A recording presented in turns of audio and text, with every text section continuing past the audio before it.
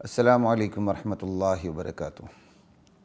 بسم اللہ الرحمن الرحیم والصلاة والسلام علی رسولہ الکریم، اما بعد۔ خواتین و حضرات، دورہ قرآن کی نشست کے ساتھ خلیق الرحمن آپ کی خدمت میں حاضر ہے۔ آج ہم چوتھے سپارے کی چند منتخب آیات پہ بات کریں گے۔ اللہ کی ذات مجھے آپ کو ہم سب کو قرآن کریم سے اپنا تعلق استوار کرنے کی توفیق عطا فرمائے۔ تیسرا چوتھا سپارہ جس کا آغاز لن تنالوا البر حتی تنفقوا مما تحبون سے ہوتا ہے، اس کا دوسرا رکوع ہے اور آیت نمبر 102 ہے، جو ہم 102 ہے۔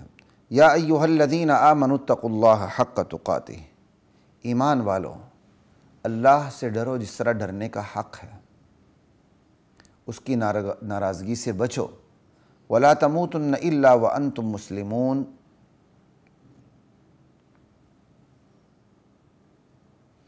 اور موت تمہیں حالت فرما برداری پہ آنی چاہیے، تمہیں مرنا نہیں مگر اس حال میں کہ تم مسلمان ہو۔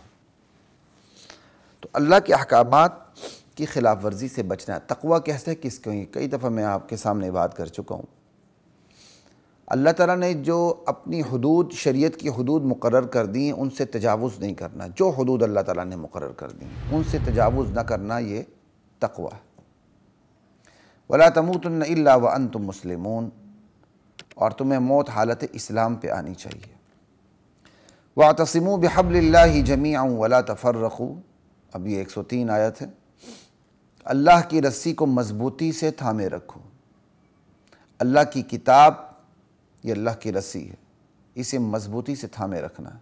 وَلَا تَفَرَّقُوا، اور فرقہ بازی میں مت پڑو۔ وَاذْكُرُوا نِعْمَةَ اللَّهِ عَلَيْكُمْ، اور اس نعمت کو یاد کرو جو اللہ نے تم پر نچھاور کی تھی۔ اِذْ كُنْتُمْ أَعْدَاءَ، جب تم سب کے سب باہم دشمنی میں تھے، تم دشمن تھے ایک دوسرے کے۔ فَأَلَّفَ بَيْنَ قُلُوبِكُمْ، اللہ نے اسلام کی بدولت تمہارے دلوں میں محبت ڈال دی۔ فَأَصْبَحْتُمْ بِنِعْمَتِهِ إِخْوَانًا، اس کی مہربانی سے تم بھائی بھائی بن گئے۔ وَكُنْتُمْ عَلَى شَفَا حُفْرَةٍ مِّنَ النَّارِ، تم جہنم کے گڑھے کے کنارے پہ پہنچ چکے تھے، آگ کے گڑھے کے کنارے پہ پہنچ چکے تھے۔ اللہ نے اسلام کی بدولت تمہیں بچا لیا۔ فَأَنْقَذَكُم مِّنْهَا كَذَلِكَ يُبَيِّنُ اللَّهُ لَكُمْ آيَاتِهِ لَعَلَّكُمْ تَهْتَدُونَ، اسی طرح اللہ تعالیٰ اپنی آیات کو کھول کے بیان کرتا ہے کہ تاکہ تم ہدایت پاؤ۔ حبل اللہ، اللہ کی رسی، اس سے مراد قرآن کریم ہے۔ قرآن کریم اسلام کا سب سے پہلا سورس ہے، سب سے اولین سرچشمہ ہے۔ قرآن کریم کے بعد پھر ہم سنت نبوی کی طرف جاتے ہیں، اس کے بعد سیرت صحابہ کی طرف جاتے ہیں۔ تو اول سورس قرآن کریم ہے۔ اللہ تعالیٰ قرآن کریم سے تعلق استوار رکھنے اور کرنے کی توفیق عطا فرمائے۔ آگے آیت ہے 104، کنتم خیر امہ، تم بہترین امت ہو۔ نہیں، وہ تو آگے آتی، 104 آیت دوسری ہے۔ وَلْتَكُمْ مِنْكُمْ أُمَّةٌ يَدْعُونَ إِلَى الْخَيْرِ، تم میں ایک جماعت موجود رہنی چاہیے، ایک جماعت مبلغین کی ضرور موجود رہنی چاہیے، جس کا دن رات کام کیا ہو؟ يَدْعُونَ إِلَى الْخَيْرِ وَيَأْمُرُونَ بِالْمَعْرُوفِ وَيَنْهَوْنَ عَنِ الْمُنْكَرِ، تم میں سے ایک طبقہ ایسا موجود رہنا چاہیے جو نیکی کی طرف بلائے، نیکی کا حکم دے، برائی سے روکے، یہی لوگ کامیاب ہیں۔ ایک طبقہ موجود رہنا چاہیے۔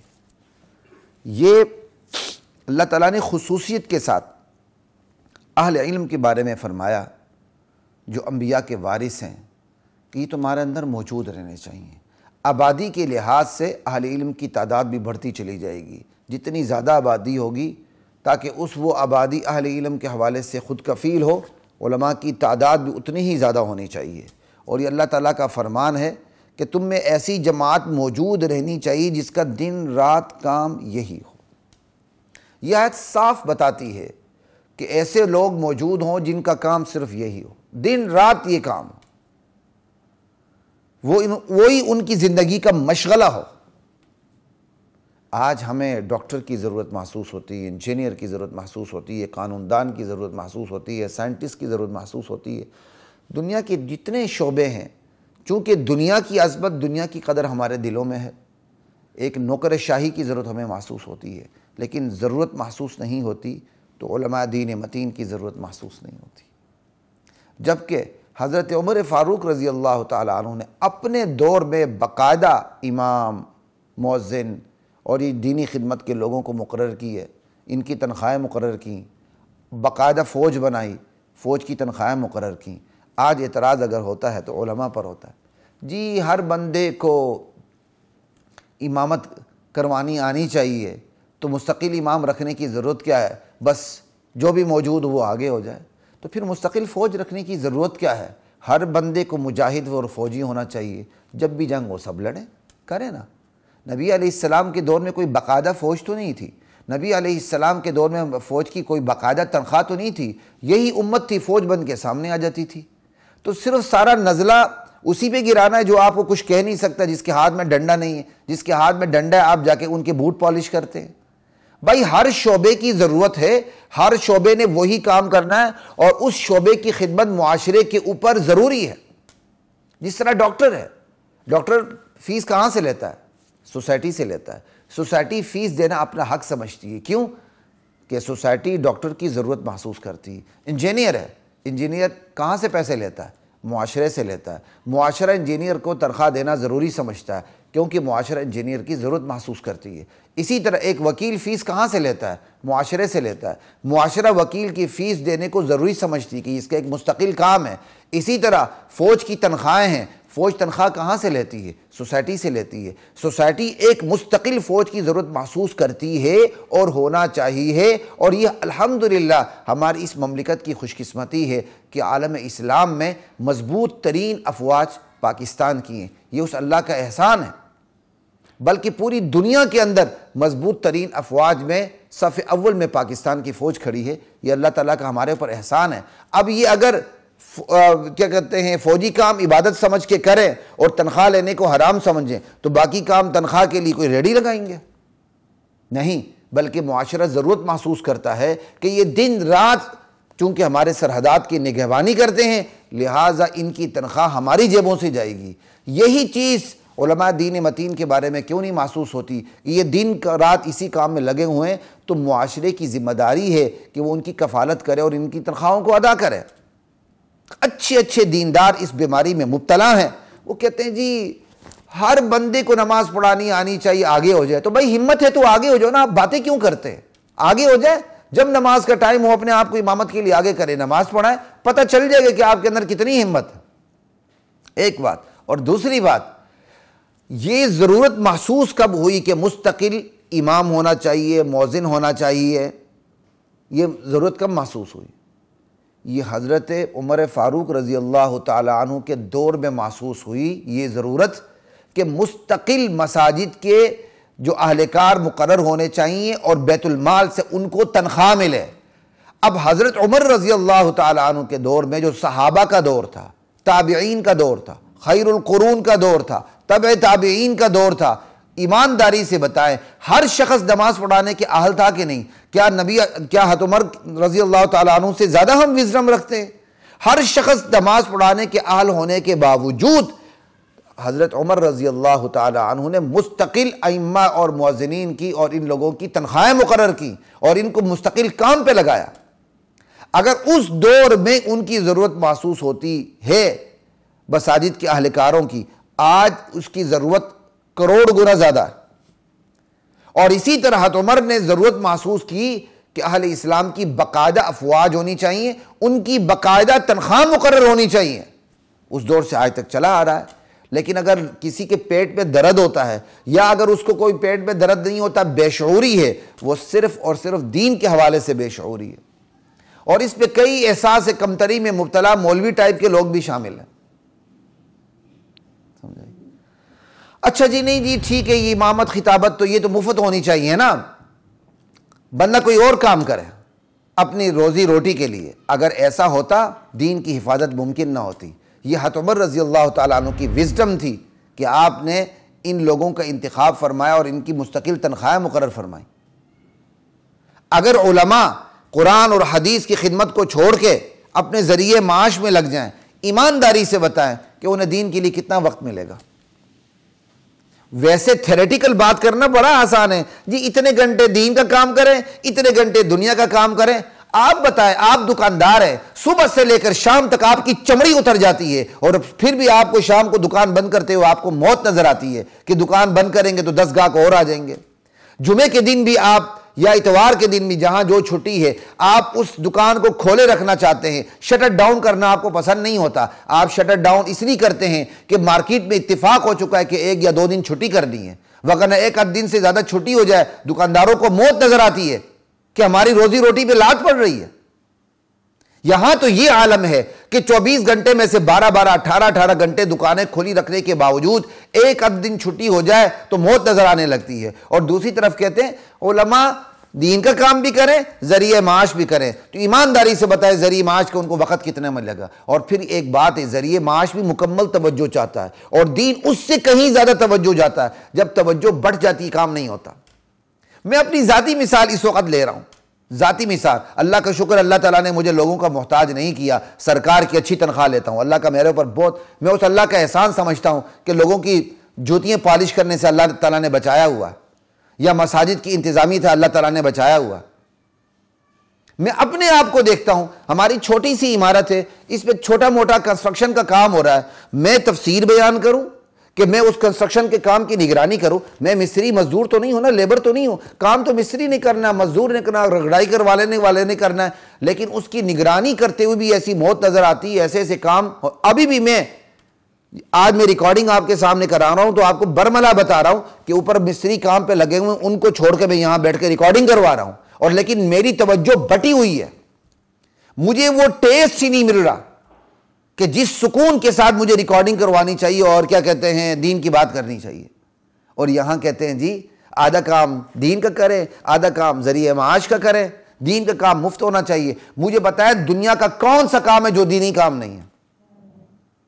وکالت، لوگوں کی مدد کرنا دینی کام نہیں، مریضوں کا علاج کرنا دینی کام نہیں، عمارتوں کے نقشے بنانا دینی کام نہیں، کیس لڑنا، مقدمہ لڑنا، مظلوم لوگوں کی مدد کرنا دینی کام نہیں، سائنسی ایجادات کرنا کیا یہ دینی کام نہیں کہ آپ ایجادات کریں، لوگوں کو فائدہ پہنچائیں اور اپنی دھرتی کی حفاظت کا ذریعہ بنائیں؟ سرحدات کی حفاظت کرنا کیا یہ دینی کام نہیں؟ تو پھر یہ سارے دینی کام بھی مفت ہونے چاہیے۔ جو جس شعبے میں ہے چونکہ یہ دینی کام ہے مفت کرے اور اپنے ذریعے معاش کے لیے کوئی اور راستہ الگ سے ڈھونڈے، لیکن جو راستہ الگ سے ڈھونڈے گا چونکہ وہ بھی شریعت کی روشنی میں ہوگا وہ بھی دینی کام ہوگا، لہٰذا وہ اس کی بھی تنخواہ نہ لے بلکہ وہ بھی مفت کرے۔ اب ایک تیسرا کام ڈھونڈے کہ جو دینی کام نہ ہو اور حلال کام ہو اور اس کی تنخواہ لے۔ آپ کو دنیا میں ایسا کام ملے گا ہی نہیں جس پر دینی کام کی تعریف صادق نہ آتی ہو، آپ پھر اس کی تنخواہ لے ہی نہیں سکتے۔ کتنی عجیب بات ہے، وزیر، مشیر، وزیر اعظم، صدر، جج، جرنیل، بیوروکریٹ، نوکر شاہی، قانوندان، وکیل، ڈاکٹر، انجینئر، یہ سارے کے سارے معاشرے سے تنخواہ لیں تو انہیں تانے نہ ملے بلکہ بندہ ان کی طرف للچائی ہوئی نظر سے دیکھے کہ نبض پہ ایسے ہاتھ رکھتا ہے، 1000 روپے فیس 1 منٹ میں کھری ہوتی ہے، وہاں کوئی اعتراض نہیں کرتا۔ ڈاکٹر صاحب ایسے بات سنتے ہیں مریض کو ہاتھ بھی نہیں لگاتے، نہ کورونا ادھر ہی رہو، سناؤ ادھر پرچی ایسے لکھ دی، 10,000 روپے 1 منٹ کی فیس، وہاں کسی کو برا نہیں لگتا۔ لیکن جو علماء دن رات محنت کرتے ہیں دین کی، وہاں آ کے ہمارے پیٹ میں مروڑ پڑتا ہے، صاحب اتنی تنخواہ کیوں لیتا ہے؟ خدا کی قسم ببانگ دوہل کہتا ہوں، سب سے بہترین تنخواہ علماء دین متین کی ہونی چاہیے، کیونکہ سب سے بڑا کام، سب سے قیمتی کام اور سب سے اعلیٰ افضل اور جنت میں لے جانے والا کام، جہنم سے بچانے والا کام صرف اور صرف قرآن و حدیث کا کام ہے۔ یہ سرحدات کی حفاظت بھی قرآن و حدیث کی وجہ سے ہے، یہ مریضوں کا علاج بھی قرآن و حدیث کی وجہ سے ہے۔ مریضوں کا علاج اس لیے ہوتا ہے تاکہ وہ صحیح ہوں، عبادات بجانا ہے۔ سرحدات کی حفاظت اس لیے ہوتی ہے تاکہ سرحدات کی حفاظت ہو، اور جن سرحدات کی حفاظت ہو رہی ہے اس میں اسلامی ریاست قائم اور اللہ کے دین کا نفاذ ہو۔ جس کام کو بھی اٹھائے دنیا کا، دراصل وہ قرآن اور سنت کو بلند کرنے کے لیے، اس سے تو بڑھیا کام ہے ہی نہیں دنیا کے اندر۔ آج تانے ملتے ہیں تو علماء کو ملتے ہیں کہ جی یہ عالم تنخواہ لیتا ہے، وزیر تنخواہ نہیں لیتا، مشیر تنخواہ نہیں لیتا، یہ سارے تنخواہ نہیں لیتے، یہ کہاں سے لیتے ہیں؟ اور آپ کو ایک پتے کی بات بتاؤں، یہ جتنی بھی تنخواہیں لیتے ہیں ان کو، ہم بھی اس کے اندر شامل ہیں، میں خود چونکہ سرکاری ملازم ہوں تو اس کے اندر شامل ہوں، آپ کو بتا رہا ہوں پرائیویٹ مساجد مدارس اس کے اندر شامل نہیں ہیں۔ آپ دیکھیں تنخواہیں آتی ہیں نا، تنخواہوں کے اندر عادلانہ ٹیکس بھی ہے، ظالمانہ ٹیکس بھی ہے، زبردستی کا ٹیکس بھی ہے، غنڈہ ٹیکس بھی ہے، سب کچھ ہے، اور اس ٹیکس کے اندر حلال حرام سارے پیسے مکس ہیں۔ فتویٰ ہم لیتے ہیں، ٹھیک ہے، لیکن یہ پرائیویٹ مساجد ہیں، پرائیویٹ سیکٹر کے اندر جو مدارس کا نظام ہے، اس میں جو پیسے دیتا ہے نا 99% لوگ، چلو 1% احتیاط سے نکال دیتا ہوں، جو پیسے دیتے ہیں وہ کون سے دیتے ہیں؟ حرام کھانے والا بھی جب صدقہ دیتا ہے نا احتیاط سے دیتا ہے، یار میں صدقہ حلال کا دوں، اور ان سے کوئی زور زبردستی جبر کا کوئی بھی پیسے نہیں لیتا، بلکہ وہ اپنی خوشی سے صدقہ دیتے ہیں۔ تو مساجد اور مدارس کے اہلکاروں کو جو تنخواہ ملتی ہے تو وہ تو کرسٹل کلیئر ہے اپنی حلت کے حوالے سے، اتنی حلال تنخواہ۔ ہماری تنخواہوں پر شبہات قائم ہو سکتے ہیں، مساجد و مدارس کے مدرسین اور مؤذنین اور امام اور ائمہ اور خطباء کی تنخواہوں پر تو کوئی شبہ ہی نہیں پڑتا، لیکن تانے کن کو ملتے ہیں؟ ان کو ملتے ہیں، جن کو تانے ملنے چاہیے ان کو تانے نہیں ملتے۔ تو قرآن کریم کی آیت بتاتی ہے تم میں ایک جماعت موجود رہنی چاہیے جس کا کام ہی امر بالمعروف نہیں عن المنکر ہو۔ جب وہ کام یہ کرے گی تو اور ذریعہ معاش کیا کرے گی؟ تو ان کی ذمہ داری ہے، ان کے بارے میں معاشرے کی ذمہ داری ہے کہ ان کی کفالت کرے، ان کے معاش کا خرچہ اٹھائے۔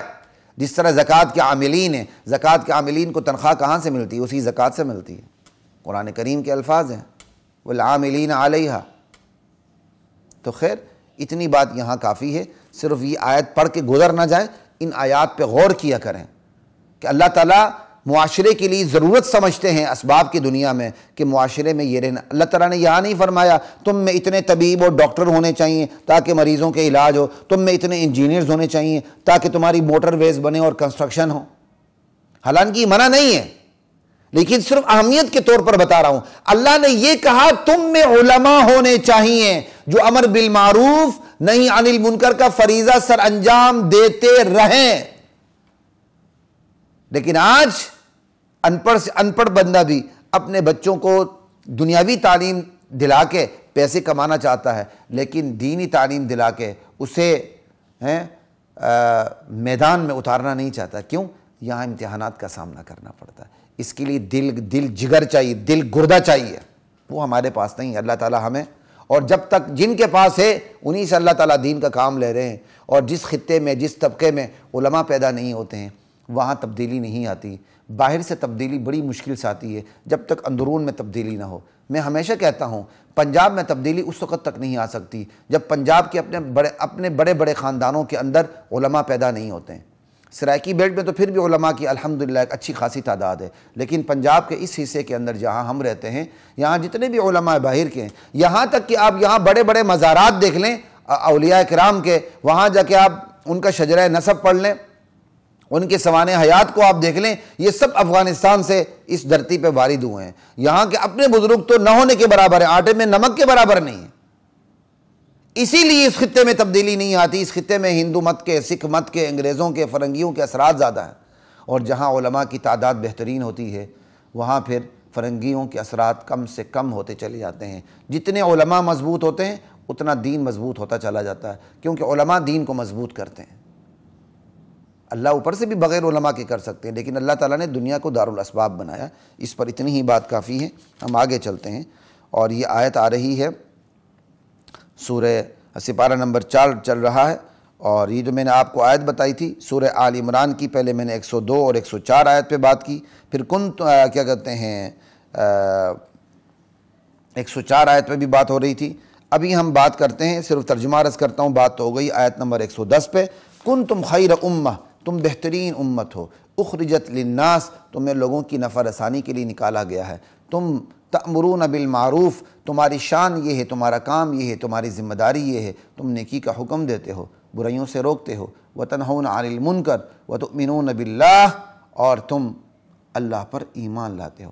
ہم خیر امت ہے، اس کی وجہ امر بالمعروف نہیں عن المنکر ہے، اور امر بالمعروف نہیں عن المنکر سے ہی جہاد سمجھ میں آتا ہے، کیونکہ امر بالمعروف نیکی کا حکم دینا، درخواست نہیں کرنی۔ ہاں جہاں درخواست تک نوبت آتی ہے وہاں درخواست ہی کریں گے، جہاں صرف زبان کی نوبت آتی ہے ہم زبان سے کہیں وہاں زبان سے کہیں گے، لیکن امر کا اصل معنی امر ہی ہے، آرڈر دینا، حکم دینا، اور حکم وہی دیتا ہے جس کے پاس طاقت ہو، اور یہ طاقت ہمیں جہاد سے حاصل ہوتی ہے، ہمیں تلوار سے حاصل ہوتی ہے۔ یہ ریاست کا کام بھی ہے، امر بالمعروف نہی عن المنکر، اور پھر ریاست جن کو ذمہ داریاں سونپتی ان کا کام بھی ہے، اور جب پھر ریاست کے اندر ہی دین نہ ہو تو یہ ریاست کا کام بھی پھر علماء اٹھا لیتے ہیں اور پھر یہ کام کرتے ہیں۔ وگرنہ ریاست، اسلامی ریاست کا نقشہ یہ ہوتا ہے کہ اس کے صدر سے لے کر اس کی چپڑاسی تک امر بالمعروف نہی عن المنکر کا منظر نظر آتا ہے۔ ریاست خود امر بالمعروف نہی عن المنکر کی اور باقاعدہ نگرانی کر رہی ہوتی ہے اور پاسداری کر رہی ہوتی ہے، اور خود اس کام کی وہ نگہبان ہوتی ہے۔ لا الہ الا اللہ۔ آگے چلتے ہیں جی، اب چلتے ہیں جی 144 اور 145 آیت کی طرف۔ چوتھا سپارہ چل رہا ہے سورہ آل عمران۔ وما محمد الا رسول، محمد نہیں ہے مگر رسول، محمد صلی اللہ علیہ وسلم اللہ کے رسول ہیں۔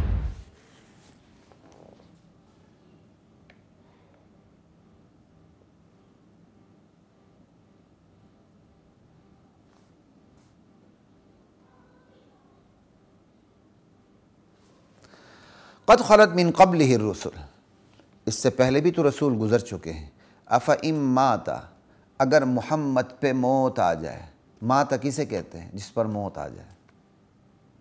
موت گالی نہیں ہے، موت مخلوق کی نشانی ہے، موت سے کسی کو مفر نہیں، موت تو مخلوق کی علامت ہے، صرف اللہ پہ موت نہیں آتی بس۔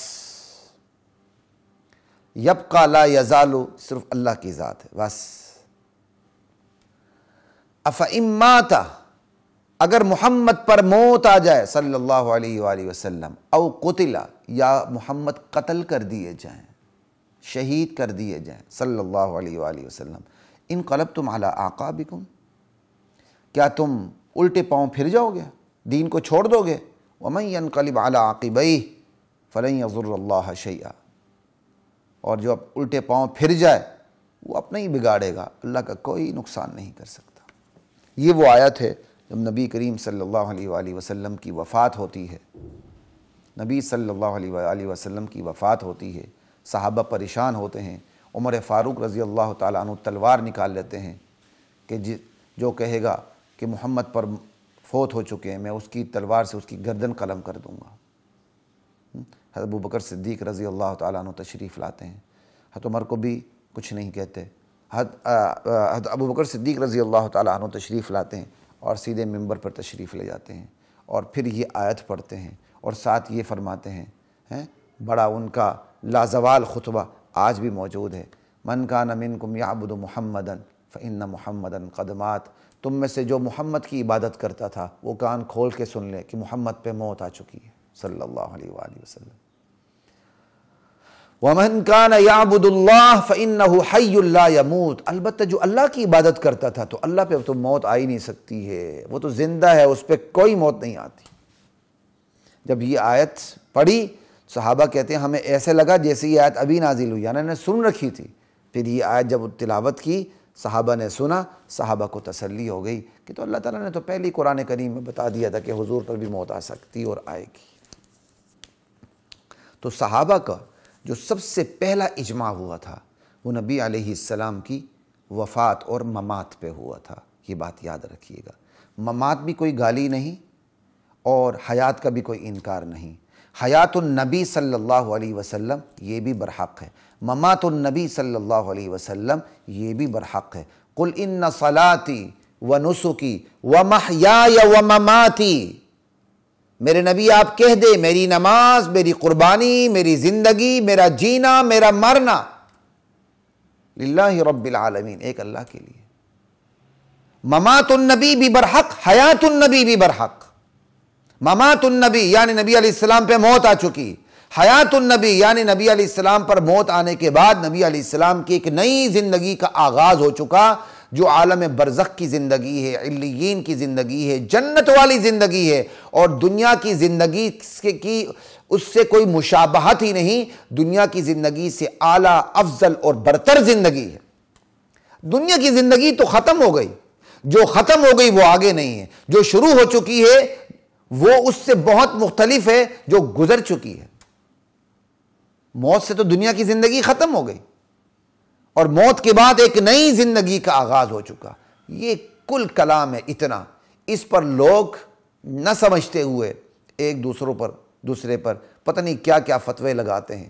فتوے لگانے والوں کو تو پھر بھی اندر کی وچوں بات کا پتہ ہوتا ہے، کوئی بڑا مسئلہ نہیں ہے، لیکن ان کے نیچے جو مقلدین کی، متبعین کی ایک تعداد ہوتی ہے، وہ سر پھٹول کرتی ہے آپس میں، اور ان کو بیٹھ کے اگر آپ بات کریں انہیں ککھ پتہ نہیں ہوتا، ککھ پتہ نہیں ہوتا، اختلاف کی بنیاد کا بھی انہیں پتہ نہیں ہوتا، اختلاف کیا ہے اسے بھی پتہ نہیں ہوتا، بس فتوے لگاتے ہیں کہ بھائی یہ حیات النبی کا قائل نہیں، یہ فلاں کا قائل نہیں، یہ فلاں کا قائل نہیں، ایک دوسرے کے ساتھ مناظرے کرتے ہیں، ایک دوسرے پر فتوے لگاتے ہیں۔ ان فتووں کی، ان مناظروں کی کوئی گنجائش نہیں۔ نبی صلی اللہ علیہ وسلم کی حیات میں بھی کوئی شک نہیں، نبی علیہ السلام کی ممات میں بھی کوئی شک نہیں۔ جو کہتا ہے حضور پر موت نہیں آئی وہ بھی غلط کہتا ہے، جو کہتا ہے حضور کو اس وقت حیات حاصل نہیں وہ بھی غلط کہتا ہے، اگر کوئی ایسا کہتا ہو تو۔ سمجھ آئی بات کی؟ یہ بات یاد رکھیے، اس پر اتنی ہی بات کافی ہے۔ یہ آیت نمبر 144 میں نے آپ کے سامنے پڑھ دی، اور آگے آیت نمبر 145 بھی ہے، وَسَيَجْزِي اللَّهُ الشَّاكِرِينَ، آیت نمبر 144 کا حصہ، اللہ تعالیٰ شکر کرنے والوں کو جزا دے گا۔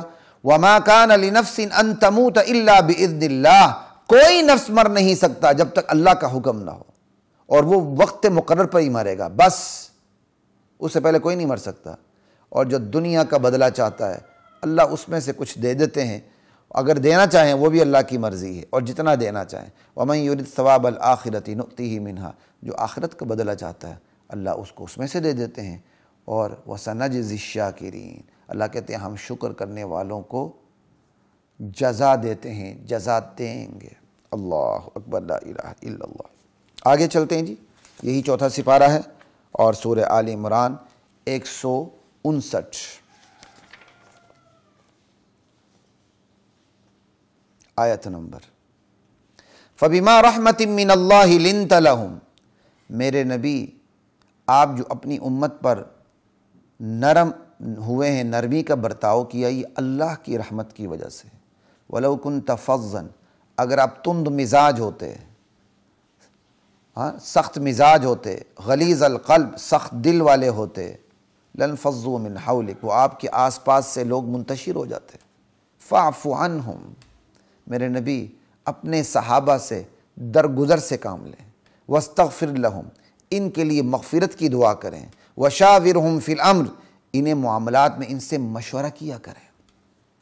وَفَإِذَا عَزَمْتَ فَتَوَكَّلْ عَلَى اللَّهِ، اور جب آپ ارادہ کر لیں، پختہ ارادہ کسی چیز کا، تو پھر ایک اللہ پہ توکل کریں۔ ان اللہ یحب المتوکلین، اللہ توکل کرنے والوں کو پسند کرتے ہیں۔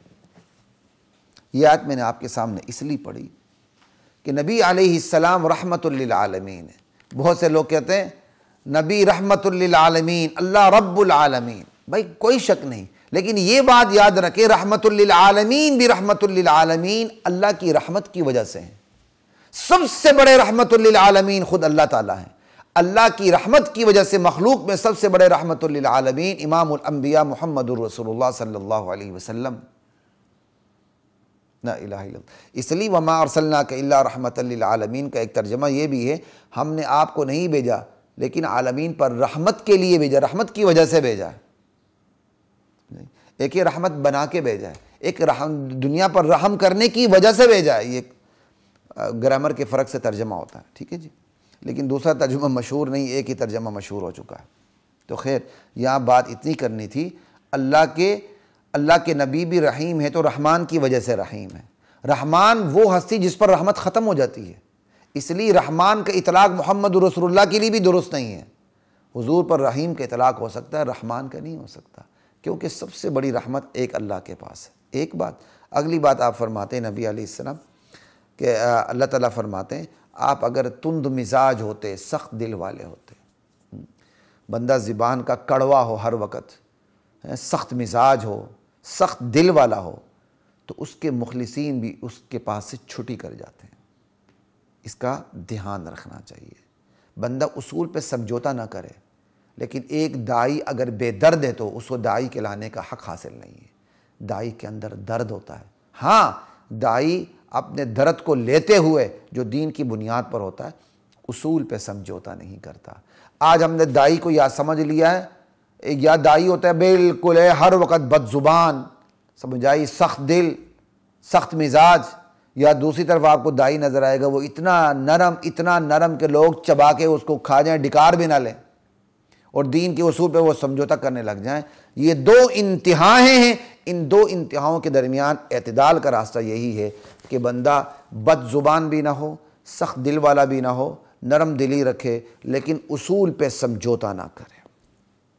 آگے حکم دیا جا رہا ہے آپ ان صحابہ سے درگزر سے کام لیں۔ بس میرے اور آپ کے لیے بھی حکم یہی ہے، ہم اپنے ماتحتوں سے، ہم اپنے متوسلین سے، ہم اپنے مقتدیوں سے، ہم اپنے معتقدین سے کوشش کریں درگزر سے کام لیں۔ واستغفر لہم، نبی کو ارشاد ہو رہا ہے کہ آپ ان کے لیے بخشش کی دعائیں کریں۔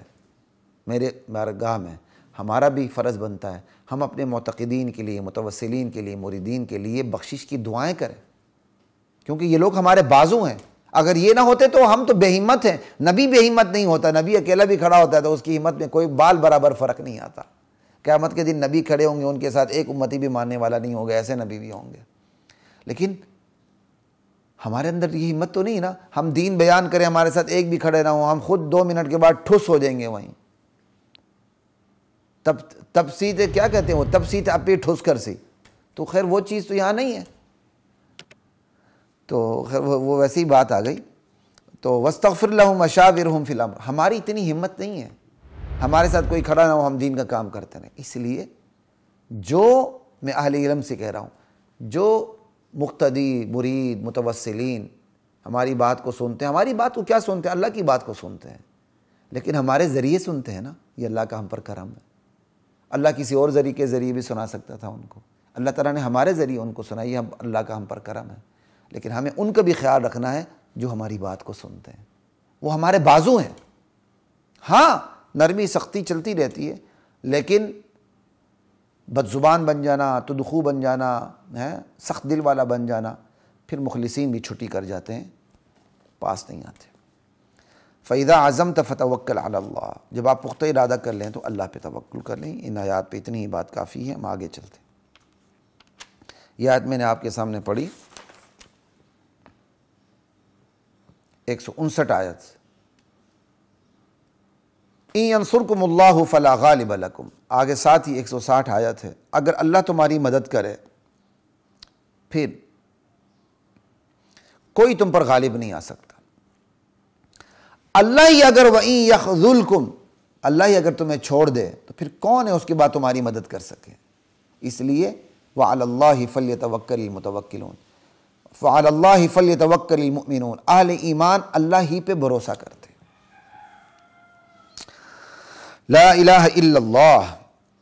اب ہے آیت نمبر آگے 164 جی، سورہ آل عمران کی، 4واں سپارہ چل رہا ہے۔ لقد من اللہ علی المؤمنین اذ بعث فیہم رسولا من انفسہم، اللہ تعالیٰ نے اہل ایمان پر یہ احسان کیا ہے کہ انہی میں سے رسول بھیجا، محمد صلی اللہ علیہ وسلم کو، اور حضور کے کام یہاں 4 بتائے گئے ہیں۔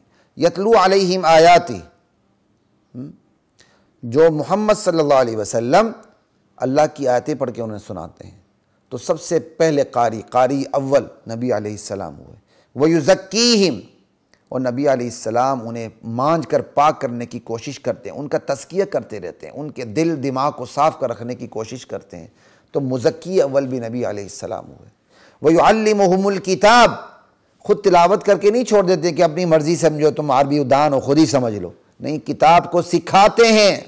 یہ ہے منصب نبوی، محض میسج ڈیلیور کرنا یہ منصب کا ایک کام ہے، ایک جز ہے۔ میسج کو ڈیلیور کرنے کے ساتھ میسج کو سمجھانا، پھر اس میسج کی روشنی میں دلوں کو پاک کرنا اور رکھنے کی کوشش کرنا، یہ نبوت کا کام ہے۔ تو معلم اول بھی نبی علیہ السلام، والحکمہ، دانائی کی باتیں سکھاتے ہیں. دانائی میں سنت کی تمام باتیں آ گئی. اللہ اکبر. نبی علیہ السلام کی صحبت میں بیٹھ کر عمر تیار ہوئے، ابوبکر تیار ہوئے، عثمان تیار ہوئے، علی تیار ہوئے، حسن حسین تیار ہوئے، امیر معاویہ رضی اللہ تعالی عنہم اجمعین، یہ سارے تیار ہوئے. نبی علیہ السلام کی محفل میں جو دانائی ملے، جو وزڈم ملے، وہ کہاں مل سکتی ہے؟ تو ایک رسول کے یہ 4 فرائض ہیں، یہ 4 نشانیاں ہیں. یہی کام انبیاء کے ورثاء کا ہے کہ وہ سب سے پہلے قرآن کی آیات سنائیں، براہ راست نص سنائیں، نانی دادی کے خواب نہ سنائیں، ابا جی کے کرامات نہ سنائیں. آج ہم نے اپنے مریدوں کا، مقتدیوں کا بیڑا غرق کر کے رکھا ہوا ہے، اور اپنے متوسلین کا، معتقدین کا بیڑا غرق کر کے رکھا ہوا ہے. میں نے ایک دائرہ باندھ دیا ہے، یہ دائرہ ہے. میرا مرید اگر اس پٹاری سے باہر نکل گیا وہ گمراہ ہو گیا.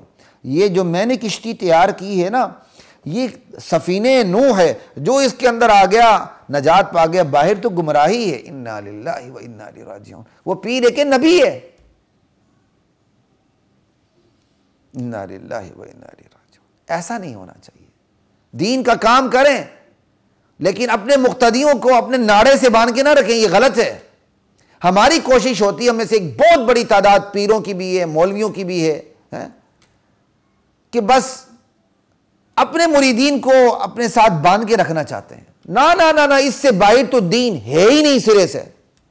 وہ مرید بھی اتنا اندھا ہوتا ہے کہ حضرت کی پٹاری سے میں باہر نکل گیا، حضرت کی کشتی سے باہر نکل گیا، جو کشتی ہے نوح ہے، تو میں گمراہ ہو گیا. ترجیحات کی دنیا الگ ہے، لیکن ترجیح کا ایسا دائرہ قائم کر دینا کہ آپ کے مرید کو آپ کی ذات سے باہر ہدایت دکھے ہی نہ، تو یہ بہت بڑی گمراہی آپ پھیلا رہے ہیں. تو یہ علماء کے کام ہے، وہ نانی دادی کے خواب نہ سنائیں، بلکہ سب سے پہلے قرآن سنائیں، اللہ کے نبی کی احادیث سنائیں. یتلو علیہم آیاتی، پھر حکمت، وَيُعَلِّمُهُمُ الْكِتَاب، کتاب سکھائیں، احادیث آ گئیں، حکمت دانائی، اس کے اندر سنت بھی آ گئی. وَيُزَكِّيهِمْ، ان کو پاک کرنا، تصوف آ گیا اس کے اندر. یہ اصل کام ہے. آج ہم نے تصوف کس کا نام رکھ لیا ہے؟ جھوٹی کہانیوں کا نام تصوف رکھ لیا ہے. جھوٹے یا سچے ادھر ادھر کے خوابوں کا نام ہم نے تصوف رکھ لیا ہے. اپنے مریدوں کو اپنے نالے سے باندھ کے رکھنے کا نام ہم نے تصوف رکھ لیا. یہ نہیں ہے تصوف، اس کا نام نہیں.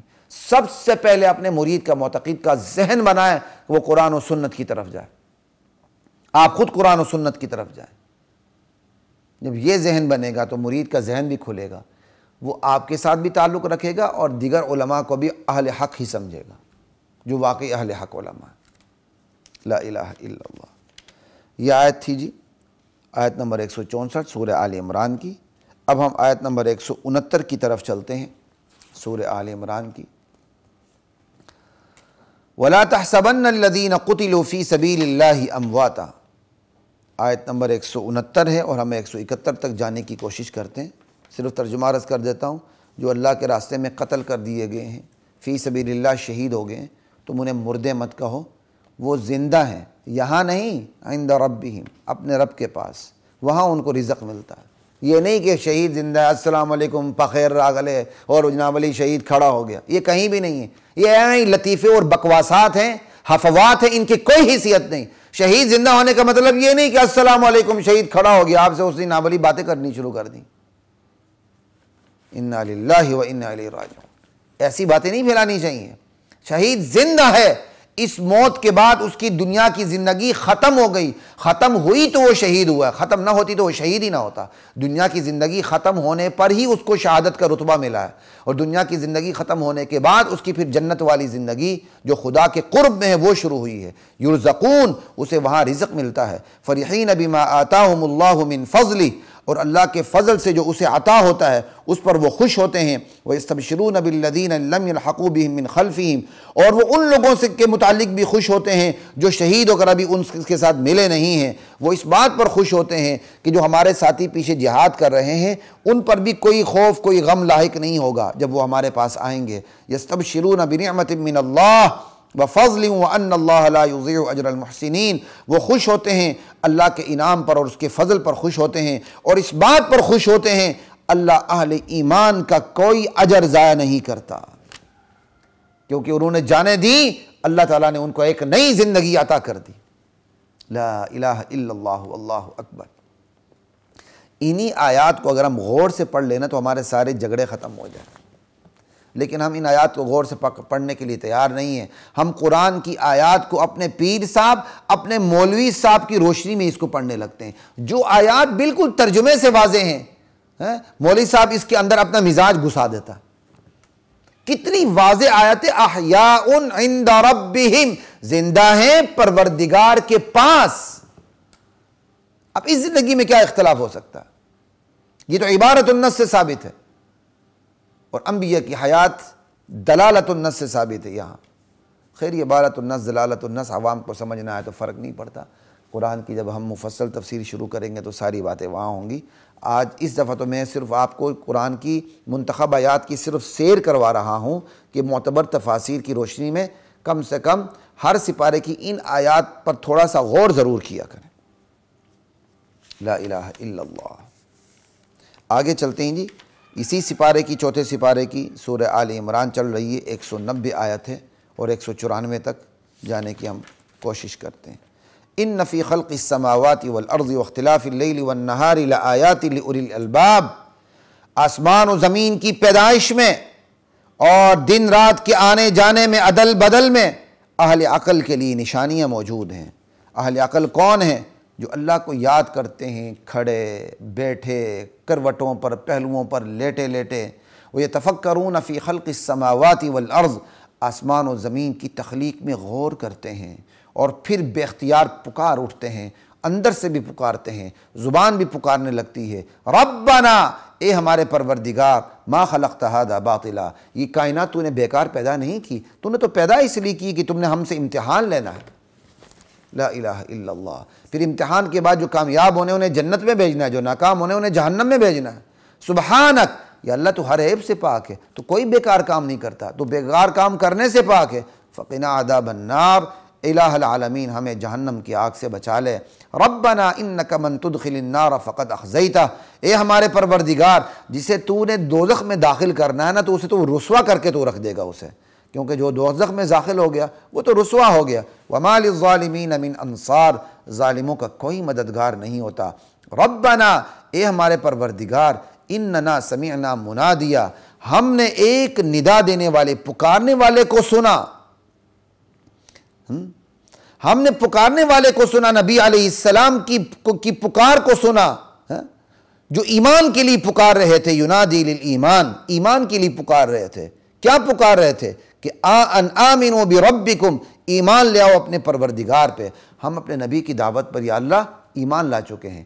ہم نبی علیہ السلام کی پکار کو واسطوں سے سن رہے ہیں۔ نبی علیہ السلام کی پکار کو صحابہ نے سنا، صحابہ سے تابعین نے سنا، تابعین سے تبع تابعین نے سنا، اور یہی پکار آج قرآن کی صورت میں، احادیث کی صورت میں میرے اور آپ کے پاس موجود ہے۔ ہم بھی اس آیت کا ہم مستاق ہیں۔ اللہ ہمیں مزید اس آیت کا مستاق بننے کی توفیق عطا فرمائے۔ اے ہمارے پروردگار، ہم نے ایک پکارنے والے کو سنا جو بآواز بلند ایمان کے لیے پکار رہا تھا، کہہ رہا تھا کہ اپنے پروردگار پہ ایمان لاؤ۔ اے اللہ، ہم اس کی دعوت پر لبیک کہتے ہوئے ہم تجھ پہ ایمان لے آئے ہیں۔ ربنا فاغفر لنا ذنوبنا، اے ہمارے پروردگار ہمارے گناہوں کو بخش دے، وکفر عنا سیئاتنا، اور ہماری برائیوں کو مٹا دے، ہمارے گناہوں کو مٹا دے، وتوفنا مع الابرار، اور ہمیں وفات دے، نیک لوگوں کے ساتھ ہمیں وفات دے۔ ربنا، اور نیک وتوفنا مع الابرار، اور وفات دے ہمیں نیک لوگوں کے ساتھ، اور نیک لوگوں جیسی ہمیں موت عطا فرما۔ ربنا وآتنا ما وعدتنا علی رسلک، اے ہمارے پروردگار جس مدد کی، جس نجات کی تو کیا کہتے ہیں، جس مدد کا تو نے وعدہ کیا، جس نجات کا تو نے وعدہ کیا ہم سے، ربنا وآتنا ما وعدتنا، الہ العالمین جو تو نے ہم سے وعدہ کیا اپنے رسولوں کی زبان پر۔ کیا وعدہ کیا تھا اللہ تعالیٰ نے؟ کہ نجات عطا کروں گا، مدد کروں گا، نصرت کروں گا جو مجھ پر ایمان لائیں گے۔ یا اللہ تعالیٰ جو اپنے رسولوں کی زبان پر جو تو نے ہم سے وعدے کیے ہیں وہ ہمیں وعدہ، یا اللہ وہ وعدہ پورا فرما، وہ عطا فرما ہمیں وہ وعدہ۔ ولا تخزنا یوم القیامہ، اور ہمیں قیامت کے دن رسوا نہ کر۔ انک لا تخلف المیعاد، یا اللہ تو وعدے کی خلاف ورزی نہیں کرتا۔ لا الہ الا اللہ۔ یہ آیات کا صرف میں نے ترجمہ عرض کیا ہے۔ اہل ایمان کی نشانی یہ ہوتی ہے کہ جب وہ کائنات پہ غور کرتے ہیں تو کائنات پہ اٹک کے نہیں رہ جاتے، بلکہ کائنات کے ذریعے خالق کائنات کی معرفت حاصل کرتے ہیں۔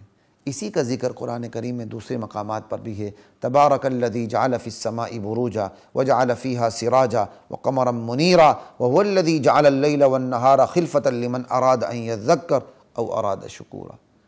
اہل ایمان پوری کائنات پہ غور کرتے ہیں، سمجھائی؟ اور اللہ تعالیٰ نے یہ کائنات بنائی اسی لیے کہ بندے اس کائنات پہ غور کر کے کائنات پہ اٹک کے نہ رہ جائیں، بلکہ کائنات پہ غور کر کے کائنات بنانے والے تک پہنچ جائیں۔ اور یہ بڑی سیدھی سی، بڑی سمپل سی بات ہے، بہت سیدھی اور سمپل بات ہے۔ دیکھیں ایک انسان ہے، دو قطروں کے ملاپ سے پیدا ہونے والا انسان، جب کوئی چیز بناتا ہے، پروڈکٹ تیار کرتا ہے، تو اس میں اپنی نشانی چھوڑ دیتا ہے، اپنا لوگو چھوڑ دیتا ہے، ٹھیک ہے نا؟ وہ ایک پروڈکٹ تیار کرنے کے بعد ایک ڈیفرنس رکھتا ہے کہ اس کی پروڈکٹ دوسروں سے علیحدہ نظر آئے، اس کی پیداوار دوسروں سے بالکل علیحدہ نظر آئے، اس کے لیے وہ لائسنس لیتا ہے اور ایک لوگو لگا لیتا ہے۔ اس لوگو کو کوئی اور استعمال نہیں کر سکتا، قانوناً جرم ہوتا ہے۔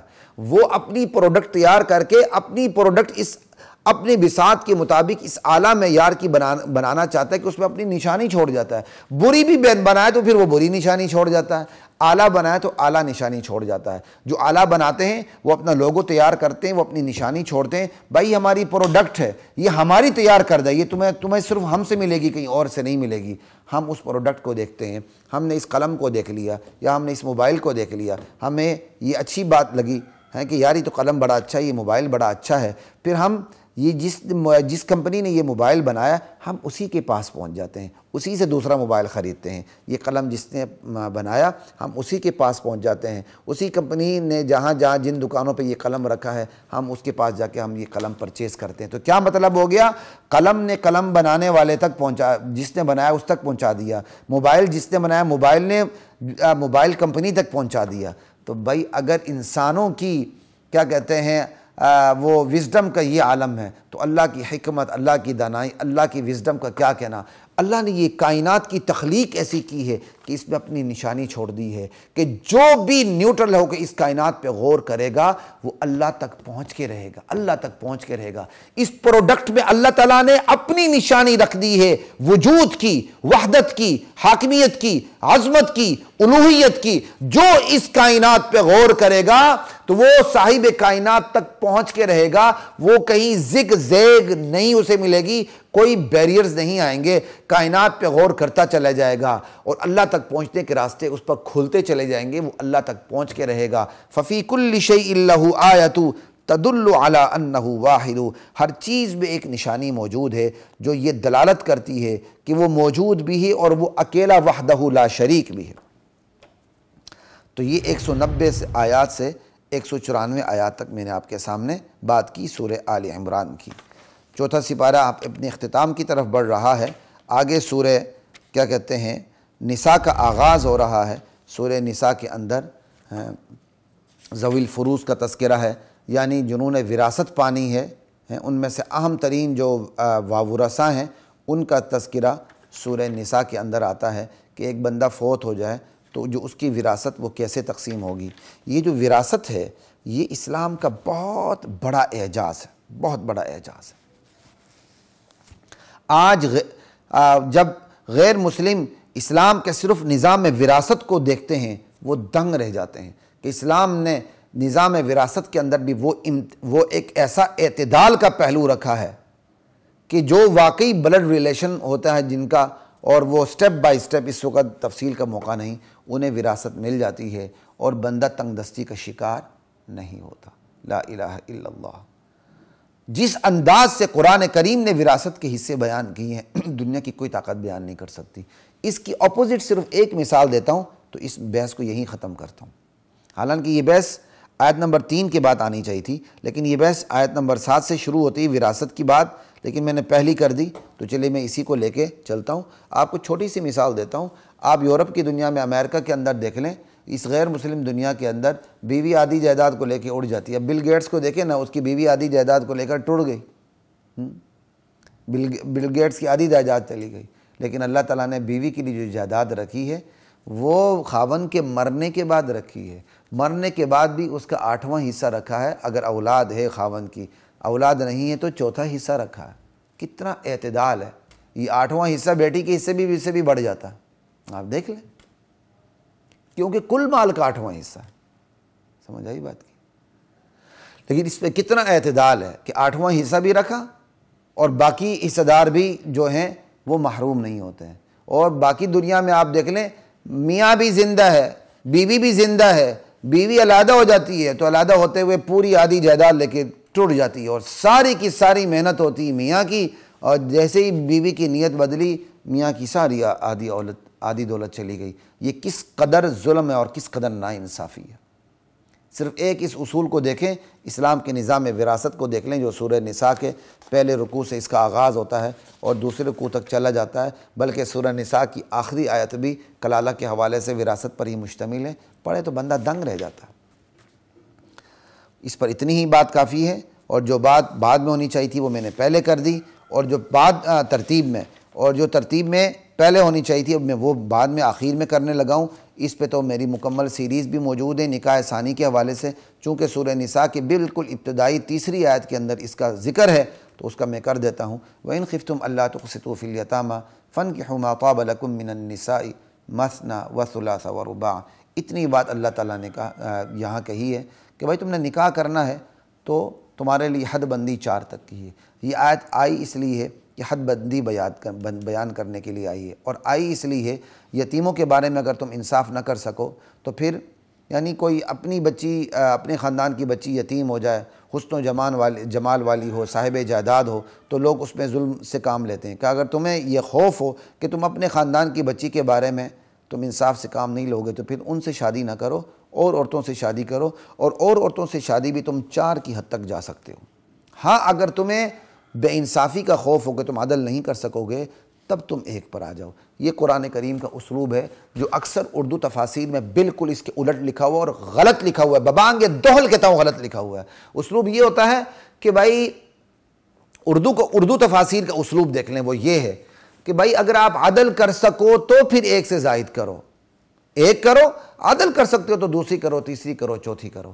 حالانکہ جو عربی کا اسلوب اللہ تعالیٰ نے یہاں بتایا وہ بالکل اس کے برعکس ہے. اللہ کہتے ہیں 2 کرو, 3 کرو, 4 کرو, عدل نہ کر سکو تو 1 کرو. کلام کے زور میں فرق آتا ہے کہ نہیں؟ کلام کا آپ ڈھانچہ بدل دیں تو اس کے زور میں فرق آ جاتا ہے. ایک کلام یہ ہے کہ بھائی 1 کرو, عدل کر سکتے ہو تو پھر 2 پہ آؤ, پھر 3 پہ آؤ, پھر 4 پہ آؤ. ایک کلام کا اسلوب یہ ہے. اور دوسرے کلام کا اسلوب دیکھیں, 2 کرو, 3 کرو, 4 کرو, عدل نہیں کر سکتے تو پھر 1 پہ آ جاؤ. وہاں بھی عدل نہیں کر سکتے ہو تو لونڈیوں پہ گزارا کر لو. کتنا فرق ہے. اسلام شروع ہی تعدد سے کرتا ہے, شروع ہی تعدد سے کرتا ہے, شروع ہی 1 سے زائد شادیوں سے کرتا ہے. 1 پہ کب آتا ہے؟ تب آتا ہے جب کہتا ہے اگر تمہیں خوف و انصاف نہیں کر سکتے ہو تو پھر 1 کی طرف آؤ. تو عربی کلام کا یہ اسلوب, قرآن کا یہ اسلوب بتا دیتا ہے کہ قرآن کو بھی یہی مطلوب ہے کہ نکاح 1 سے زائد ہونے چاہیے. ہاں اگر بندے کو خوف ہو, بندے کو اپنا پتہ ہوتا ہے کہ میں انصاف نہیں کر سکوں گا تو پھر 1 پہ آ جائے. یہاں اتنی ہی بات کافی ہے. اور یہ سورہ نساء کا پہلا رکوع ہے. دوسرے رکوع پہ وراثت کے حوالے سے ہم نے مجموعی طور پر ایک بات کر لی. انشاءاللہ کل آپ سے ملاقات ہوگی 5ویں سپارے کی منتخب آیات کی مختصر تفسیر کے ساتھ. نہیں, ایک آیت رہتی ہے اس پہ میں بات کر لوں. آیت نمبر 23 ہے اور یہ بالکل 4تھے سپارے کا آخری رکوع ہے جس میں وہ رشتے بیان کیے گئے ہیں جن کے ساتھ نکاح نہیں ہو سکتا. حرمت علیکم امہاتکم و بناتکم و اخواتکم و عماتکم, ہیں تمہارے لیے تمہاری مائیں حرام ہیں, تمہاری بیٹیاں حرام ہیں, تمہاری بہنیں حرام ہیں, تمہاری پھپھیاں, تمہاری خالائیں, تمہاری بھتیجیاں, تمہاری بانجیاں, تمہاری رضائی مائیں اور رضائی بہنیں, تمہاری ساسیں, تمہاری لے پالکیں. سمجھ آئی؟ تو کیا کہتے ہیں, اور وہ لے پالکیں تمہارے ان عورتوں کی بطن سے ہیں جن سے تم صحبت کر چکے ہو. یعنی بیویوں کی جو پہلے شوہر کی اولاد ہوتی ہے وہ بھی شوہر پر حرام ہوتی ہے. یہ نہیں کہ بیوی ہے, بیوی کے پہلے شوہر سے اولاد اس کے ساتھ رہ رہی ہے وہ بھی حرام ہوتی ہے, کیونکہ وہ تو اس کی بیوی کی سگی اولاد ہے. تو خاوند اپنی بیوی کی سگی اولاد سے شادی نہیں کر سکتا۔ اور بھی سارے اس کے اندر اور بھی چیزیں آ رہی ہیں، لیکن جس چیز کو میں فوکس کر کے آپ کے سامنے بات کرنا چاہ رہا ہوں وہ یہ ہے وَأَن تَجْمَعُوا بَيْنَ الْأُخْتَيْنِ، دو بہنوں کو جمع نہیں کیا جا سکتا۔ اس پہ بڑی تفاصیل ہے، انشاءاللہ جب مفصل تفسیر پہ جائیں گے تو ہم بات کریں گے، لیکن ایک چیز یہاں ذکر، یہ جو میں نے آیت پڑھی صرف ایک چیز کے لیے پڑھی ہے، دو چیزوں کے لیے پڑھی ہے۔ ایک تو یہ ہے جن سے رشتے نہیں ہوتے ان کا ہمیں پتہ ہونا چاہیے۔ آج بہت بڑی تعداد کو اس چیز کا پتہ نہیں ہے۔ میں آپ کو صاف کہتا ہوں، میں براہ راست ایسے لوگوں کو جانتا ہوں جنہوں نے اپنی رضائی بہن سے شادی کی ہوئی ہے۔ حیرت ہوگی، باقاعدہ بندہ میرے پاس آیا، اس نے کہا جی میری شادی میری رضائی بہن سے ہوئی ہے۔ میں نے کہا بھئی یہ تو حرام ہے۔ کہا اولاد بھی ہوئی ہے؟ میں کہا انا للہ و انا الیہ راجعون۔ وہ میرے پاس مختلف علماء سے فتویٰ پوچھ کے میرے پاس آیا تھا کہ شاید یہ کوئی راستہ نکال دیں گے۔ میں کہا بھائی کوئی راستہ نہیں ہے۔ اس کے بعد میری نگاہ میں وہ بندہ رہا، میری اس سے دوبارہ ملاقات ہوئی، میں نے اس سے پوچھا کہ بھائی کیا بنا؟ کہا نہیں میری ماں نے کہا کچھ نہیں ہوتا، تمہارا گناہ میرے سر پر ہے۔ آج بھی وہ بندہ اپنی رضائی بہن کو بیوی بنا کے بیٹھا ہوا ہے۔ بہت بڑی تعداد کو پتہ ہی نہیں ہوتا کہ وہ اپنی رضائی بہنوں سے شادی کر بیٹھتے ہیں، اور کئی خاندان اس کا لحاظ نہیں رکھتے کہ وہ مائیں ہوتی ہیں بچپن میں کسی بچے کو دودھ پلا دیتی ہیں، انہیں پتہ بھی نہیں چلتا کہ ہم نے فلاں کو دودھ پلایا ہے، اور جس کو دودھ پلایا ہوتا ہے اس کا رشتہ ان کی بیٹی سے یا بیٹے سے ہو رہا ہوتا ہے۔ بیٹے کو دودھ پلایا ہے تو بیٹی سے ہو رہا ہوتا ہے، بیٹی کو دودھ پلایا تو بیٹے سے ہو رہا ہوتا ہے، اور یہ قیامت تک کے لیے زنا ہوتا ہے۔ اور جن لوگوں نے اس سلسلے میں لاپرواہی دکھائی ہوتی ہے وہ گناہ کبیرہ کے مرتکب ہو رہے ہوتے ہیں۔ خدا کے لیے ہاتھ باندھ کے کہہ رہا ہوں ان چیزوں کا خیال رکھیں۔ عام رشتے تو سمجھ میں آ جاتے ہیں، ماں سے نکاح نہیں ہو سکتا، بیٹی سے نہیں ہو سکتا، بھتیجی سے نہیں ہو سکتا، پھوپھی سے نہیں ہو سکتا، خالہ سے نہیں ہو سکتا، بانجیوں سے نہیں ہو سکتا، یہ تو سمجھ آتی ہے۔ رضائی بہنوں سے نہیں ہوتا، ایک تو یہ سمجھ نہیں، اگر سمجھ ہے تو احتیاط نہیں۔ لوگوں کو پتہ ہی نہیں ہوتا کہ یہ ہماری رضائی بیٹی، یہ ہماری رضائی بہن ہے، ہماری بیوی نے اس کو بچپن میں دودھ پلایا تھا اور بڑے ہو کے پتہ ہی نہیں چلتا۔ تو جو دینی خاندان ہوتے ہیں وہ ان چیزوں کا بڑا لحاظ رکھتے ہیں۔ ہمارے معاشرے میں یہ لحاظ آہستہ آہستہ ختم ہوتا جا رہا ہے، اور اسی لیے تو خدا کے عذابات کا سامنا کرنا پڑ رہا ہے۔ ایک تو یہ آیت میں نے آپ کو اس لیے سنائی، جو معذرت کے ساتھ میں کھل کے کہہ رہا ہوں کہ شاید مجھے ابھی خیال آیا تو میں اس لیے اس پر بولا ہوں۔ دوسری بات جو میں نے انتخاب اس آیت کا کیا آپ کے سامنے، وہ اس لیے دو بہنیں نکاح میں جمع نہیں ہو سکتی۔ تو آپ حیران ہوں گے دو بہنیں نکاح میں جمع نہیں ہو سکتی؟ جناب اپنے آپ کو مسلمان کہلانے والے بعض فرقے طبقے ایسے ہیں جو دو بہنوں کو ایک ساتھ نکاح میں رکھنے کو جائز سمجھتے ہیں، جو اس آیت کے بالکل خلاف ہے، اور اس آیت کا انکار ہے، اور قرآن کی آیت کا انکار کفر ہوتا ہے۔ تو جو دو بہنوں کو ایک ساتھ نکاح میں رکھنے کو جائز سمجھتے ہیں وہ کافر ہو جاتے ہیں، اس کا خیال کیجیے گا۔ چوتھے سپارے کی منتخب آیات کی تفسیر اپنے اختتام کو پہنچی، کل تک